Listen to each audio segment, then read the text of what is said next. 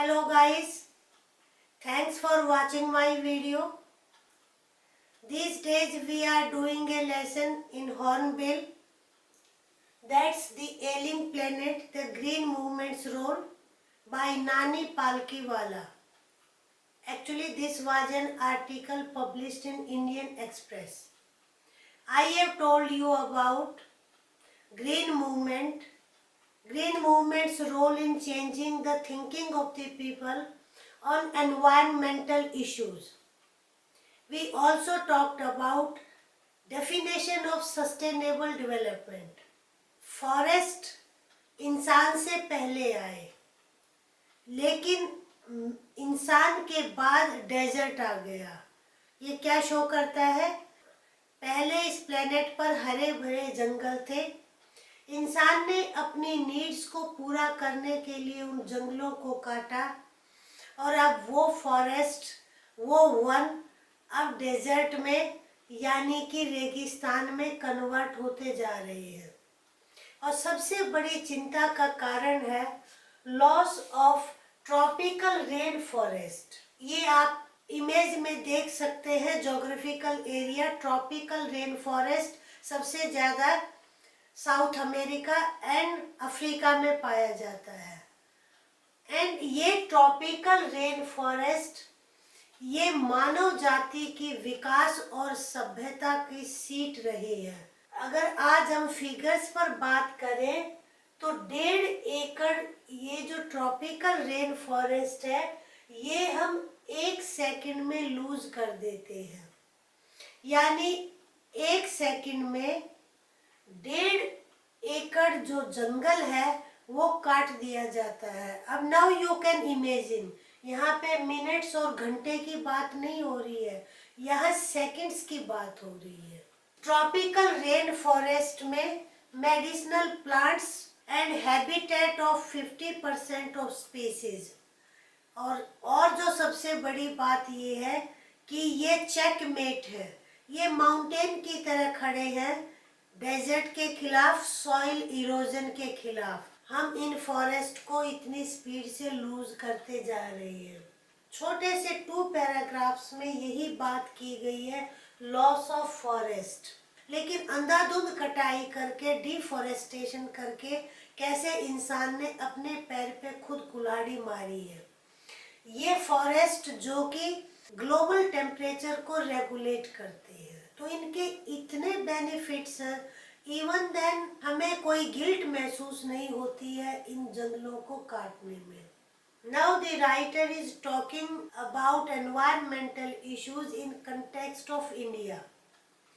You see the paragraph. Article 40A of the Constitution provides that the state shall endeavor to protect and improve the environment and safeguard the forest and wildlife of the country. इस paragraph का gist ये है, अगर हम संविधान की धारा 48A की बात करें, इसमें ये प्रोविजन है कि ये स्टेट की जिम्मेदारी है। स्टेट यहाँ पर किसी राज्य से मीनिंग नहीं है, यहाँ पर स्टेट गवर्नमेंट से मतलब है। ये स्टेट की जिम्मेदारी है कि वो फॉरेस्ट एंड वाइल्ड लाइफ यानी वन्य जीवन की रक्षा करे। यहाँ पे राइटर ने एक और पर्टिनेंट रिमार्क दिया है कि हमारे देश में कानूनों की, लॉज की कोई कमी नहीं है। Laws are many here. कमी कहाँ पर है, लूफोल कहाँ पर है?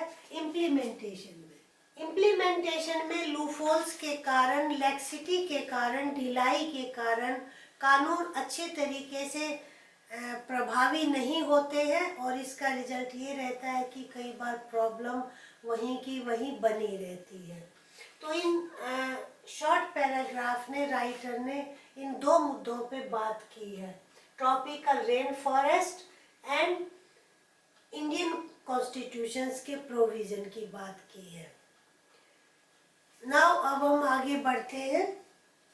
A 3-year study using satellites and aerial photography conducted by the United Nations warns that environment has deteriorated so badly it's critical in many of the 88 countries investigated.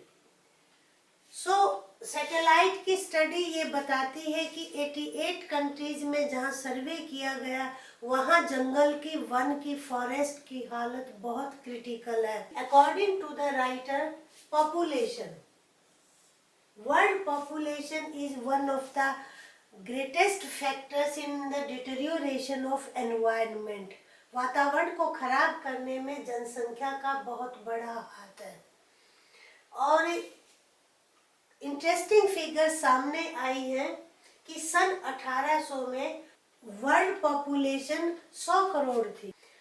वो 100 साल में और 1900 में 100 करोड़ और ऐड हो गए, यानी कि 200 करोड़.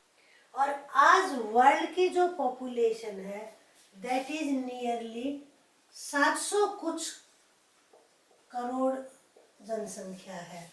अब इन करीब 110 साल में की फिगर्स भी हम लगाएं तो उसमें 500 से ज़्यादा करोड़ ऐड हो गए हैं. यू कैन इमेजिन पॉपुलेशन का कितना बड़ा रोल है एनवायरनमेंट को नुकसान पहुंचाने में. वो तो नेचुरली है, जितने ज़्यादा लोग होंगे उतने ज़्यादा खाने के लिए मुंह होंगे. वो इकोनॉमिक्स का सिद्धांत कहता है ना कि ठीक है, हमारे 2 हाथ होते हैं काम करने के लिए हर इंसान के पास, लेकिन उसके पास खाने के लिए माउथ भी होता है. तो नेचुरली हम कंफर्ट्स की, लग्जरीज की और ज़्यादा उस चाह में हम अपने रिसोर्सेज को ख़त्म करते जा रहे हैं, उनको कितना नुकसान पहुंचा रहे हैं. अब इसका सलूशन क्या है? You see the paragraphs. Fertility falls as income rise, education spreads and health improves. हमें अपनी पॉपुलेशन पे चेक लगाना चाहिए. 3 factors have been given by the writer. Fertility rate कम हो. Second one, education. Third, rise in income. और fertility rate कब कम हो जाती है? जब एजुकेटेड लोग होते हैं. जितनी ज़्यादा एजुकेशन होगी उतने ज़्यादा फैमिली छोटी होगी, उतने कम बच्चे होंगे. और यही हिसाब इनकम की राइज में भी है. अगर हमारी इनकम अच्छी है, एजुकेशन अच्छी है, दोनों फर्टिलिटी रेट में कमी लेकर आते हैं. इट मीन्स जैसे जैसे हमारी इनकम बढ़ती है, लिविंग स्टैंडर्ड बढ़ता है, तो हम उस लिविंग स्टैंडर्ड को क्या करने की कोशिश करते हैं? मेंटेन करने की कोशिश करते हैं. अगर पॉपुलेशन पे हमें कंट्रोल करना है तो we will have to remove poverty. Main ideas of the paragraph. For the first time in human history we see a transcending concern. Transcend होता है बाउंड्री से परे, यानी आज ये जो कंसर्न है, ये चिंता है एनवायरनमेंट की, देश की बाउंड्री के अंदर की नहीं है, सीमाओं की नहीं है, अक्रॉस द कंट्रीज ये चिंता है, यानी ये सब देशों की चिंता है. तो इसको कहा है transcending concern. The survival not just of the people but of the planet. आज क्वेश्चन ये नहीं है कि लोग सरवाइव कैसे करेंगे, लोग कैसे जिंदा रहेंगे. आज क्वेश्चन किस बात पर है कि प्लेनेट कैसे जिंदा रहे, जिसकी हेल्थ ऑलरेडी क्या है, वो पुअर है, एलिंग प्लेनेट है. We have begun to take a holistic view of very basis of our existence. Green movement का सबसे बड़ा रोल क्या रहा है कि लोगों ने होलिस्टिक वे में सोचना शुरू किया है, यानी समग्र रूप से, including all factors. The environmental problem doesn't necessarily signal our demise, it's our passport for the future. The emerging new world vision has ushered in the era of responsibility. दुनिया की अब सोच किस बात पर है? That is era of responsibility, कि हम सबकी जिम्मेदारी है कि हम फ्यूचर जनरेशन के लिए एक अच्छा प्लेनेट छोड़कर जाए, ग्रीन प्लेनेट छोड़कर जाए, not the desert.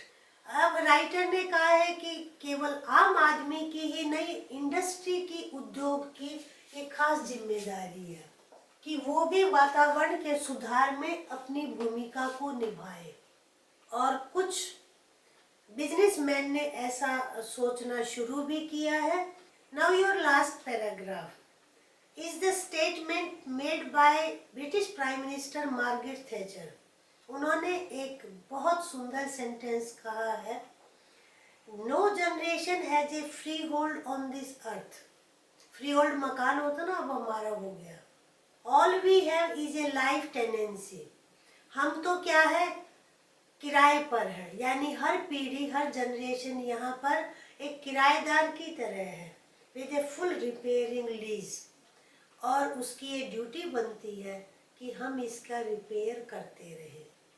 Lester brown ने कहा है कि इस प्लेनेट को हम अपनी विरासत ना समझ ले कि हम जैसे चाहें इसको यूज करें, नहीं, ये तो हमारी उधार की चीज है। प्लेनेट हमारे बच्चों की प्रॉपर्टी है, ये हमारी इनहेरिटेंस नहीं है।